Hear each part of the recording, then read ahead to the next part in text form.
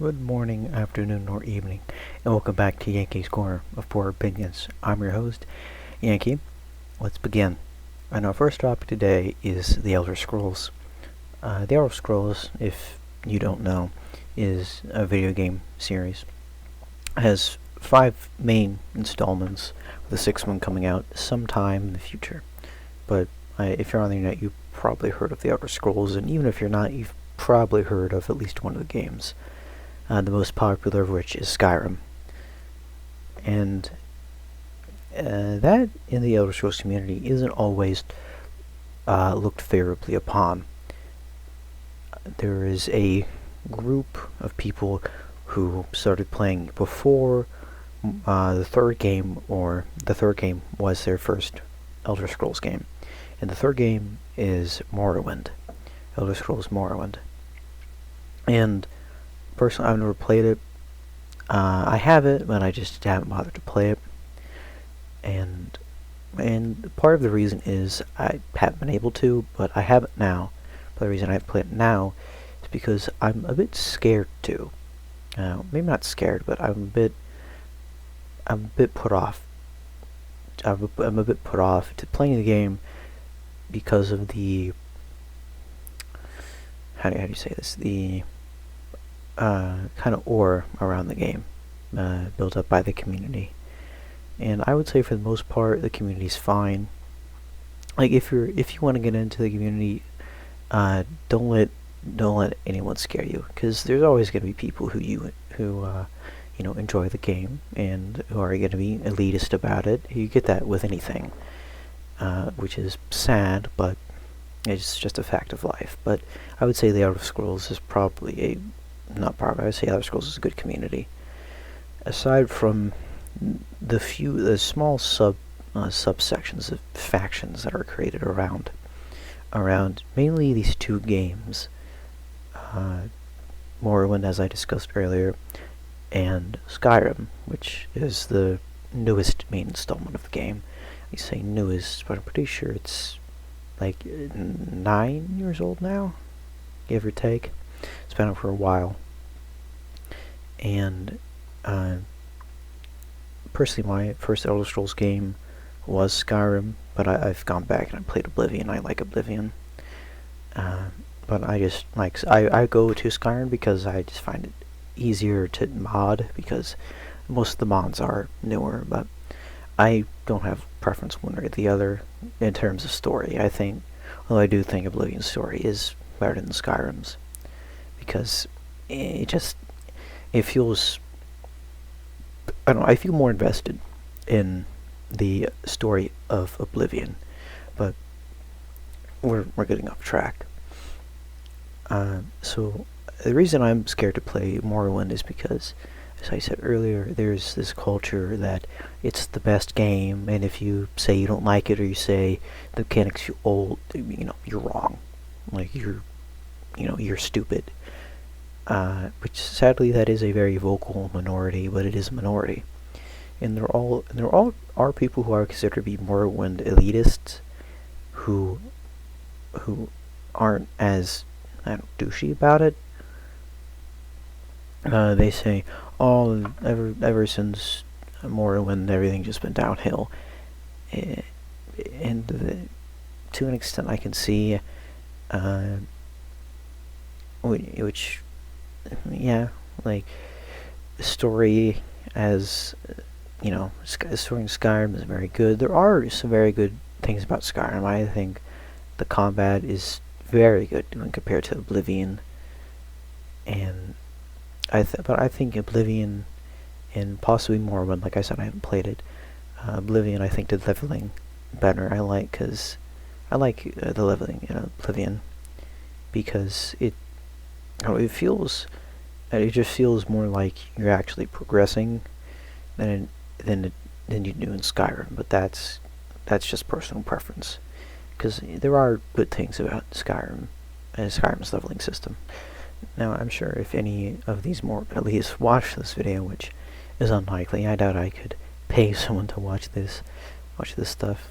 They'll probably call me a sky baby, which it's kind of a derogatory term, but Well, I think it's mostly used ironically, because and I know this is disgusting, but I am a member of a subreddit called True STL, or something like that. But it's just, it's something. It's really something. It's like the ultimate, like okay, but like r/okay buddy retard, but for Elder Scrolls.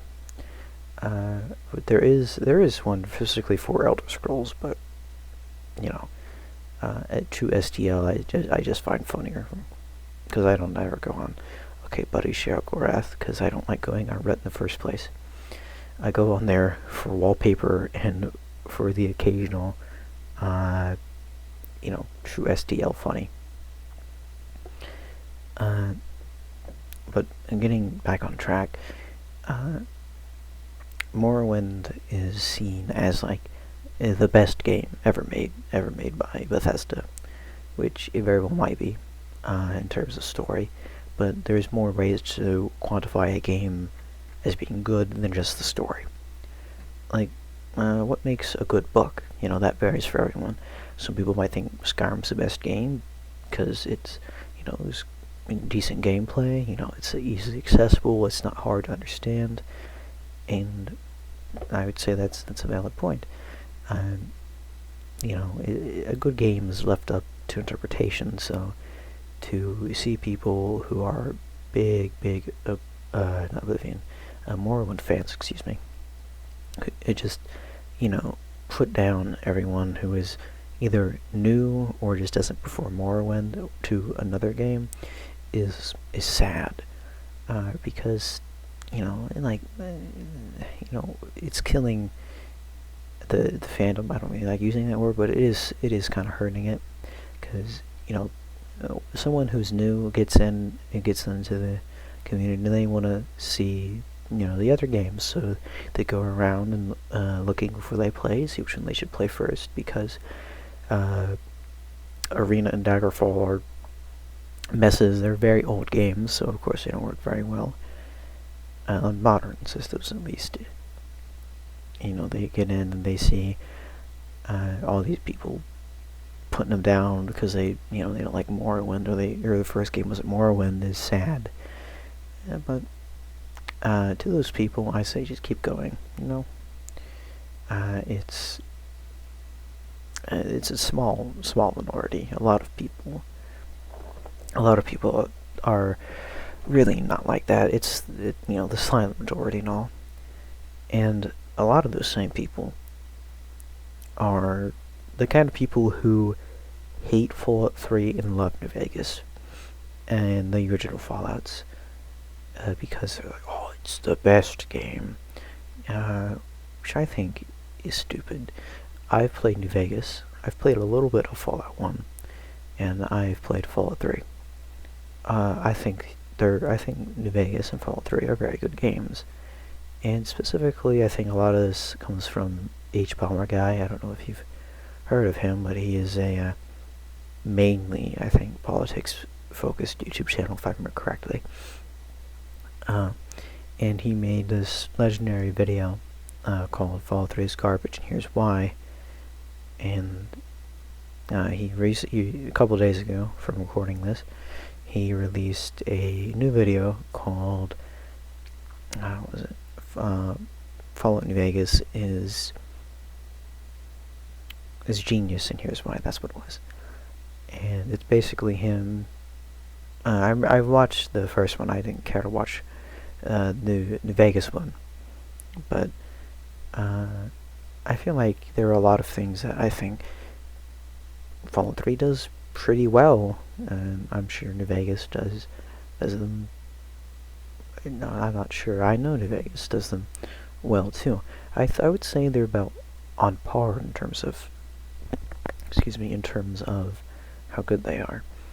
I think the story in New Vegas is a lot deeper, and the main quest I think is better in New Vegas compared to Fallout 3. But I still feel like there are a lot of really good things in Fallout 3, and to say the whole game is garbage because the story isn't, a soap opera in terms of the drama, I think is silly. because you're writing off an entire game. But to each their own. If you like New Vegas more than Fallout 3, that's fine. I personally prefer New Vegas to Fallout 3 just because, I like the scenery better. And I like a lot more of the characters, excuse me. And, I don't think you should be rude about it, calling these people, like, idiots, and I'm not sure he does that, because it has been a while since I've seen his Fallout 3 video, but Fallout 3, I don't think it's like a baby game.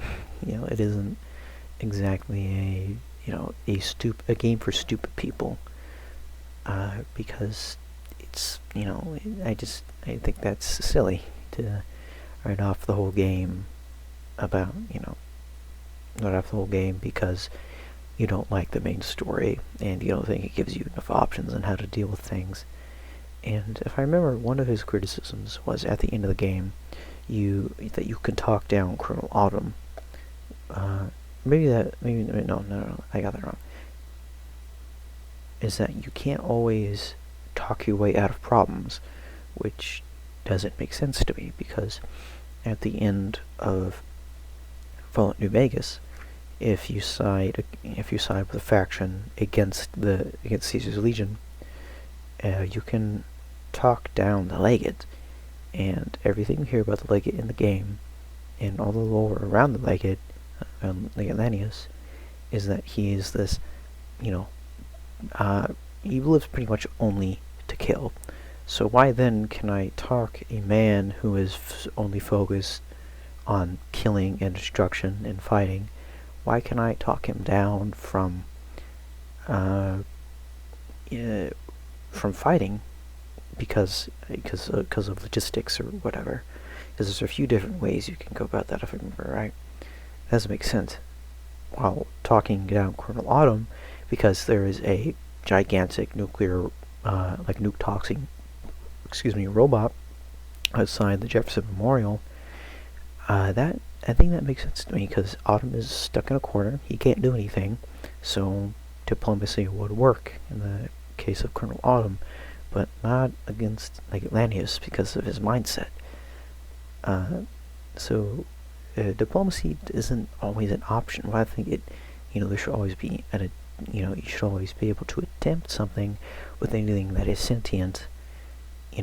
I think you should do that, but you have to look at the the actual character you're talking to, because you can't talk down a super mutant. But why can I talk down Lanius? Because they're focused on the same thing, fighting and destroying. No, in the case of it's humanity, but in the case of Lanius, the NCR in New Vegas. Anyway, let's change gears to something a bit more positive. The movie Soul, which came out recently on Disney Plus, I watched earlier today, and I thought it was a rather good movie. I felt like the visuals were good. I like the art style of it very much. It had a good message, I think, which I won't spoil because it's a very, very new movie, and I don't want to spoil it for anyone who might be seeing it. But I think the message is very good. I think the movie is good. I'll give you a brief summary of it, because this isn't spoilers, so this happens like the first 15 minutes of the movie, if that. So this guy, who is a middle school band teacher, gets a call from one of his old students, who he helped, get into music and all that. He gets a call from a student who is playing with this famous jazz musician. I think it was Aretha Williams, if I remember right. And he gets to play with Aretha Williams. On his way back home from getting the gig, he falls in a sewer and dies. And that obviously is in the movie, because, like I said, it's the first 15 minutes. I won't go past that point, but it's a very good movie. I like a lot of the visuals. I find it very, very visually beautiful. I think it's a very Very, very good visual good. So I'm trying to say. Like I said, I'm not always confident with talking to myself, but I'm getting better. And this was made, if I remember right, by the same people who made Inside Out, and I know a few other movies, but I remember them primarily for Inside Out, which I like very much. One of my favorite Disney movies. So, they have a good track record. And keeping on this theme of things I like, the game Synthetic Legion Rising. It's a fun game. I suck at it, but I have a lot of fun with it. I like the art style. I recently got a big update where there's now like kind of a storyline and lore behind it, achievements, and Synthetic's just a fun game to go around. And you go around as an android and you shoot robots. You fight these big experimental robots. It's fun. It's hard. I am really bad at it, but I like it, so who cares? And to tie this whole up in a nice neat bow, some journal life advice as always. An important thing for me, and I think for anyone, is to learn how to be proud. Not just proud of yourself and of your success, but how to be proud of your mistakes and even your failures. Because if you think about it, the fact that you failed, the fact that you made a mistake is good because you had the courage to try. And if you fail, you can always try again, because I think once you find the courage to do it in the first place, you can easily find the courage to try it again. And that makes success all the more better, in my opinion. It makes success so much more sweeter because you failed, yet you succeeded in that same thing. Thank you so much, so very much, for listening in today. Have a wonderful day, and if you like what you hear, like and subscribe. I post videos vaguely every week, and if you have any questions, comments, concerns, or suggestions for future content, leave a comment, let me know. I'll see you all next week.